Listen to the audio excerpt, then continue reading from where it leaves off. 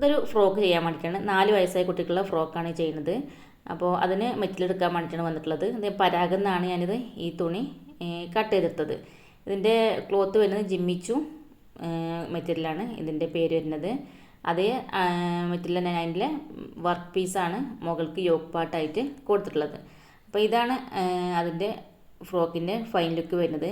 എനിക്ക് കട്ടിങ്ങിനും സ്റ്റിച്ചിങ്ങിനും വീഡിയോ എടുക്കാൻ സമയമില്ലാത്തതുകൊണ്ട് അത് എടുത്തിട്ടില്ല.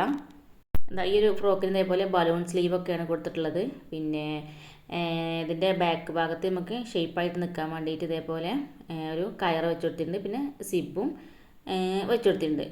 മേൽഭാഗത്ത് വർക്കുള്ള പീസും അടിയിൽ നമ്മൾ പ്ലെയിൻ ആയിട്ടാണ് ഇത് ചെയ്തിട്ടുള്ളത്. അതേപോലെ അടിയത്തെ പ്ലെയിൻ അത്യാവശ്യം തിക്കായിട്ട് തന്നെ ഞാൻ പ്ലേറ്റ് കൊടുത്തിട്ടുണ്ട്.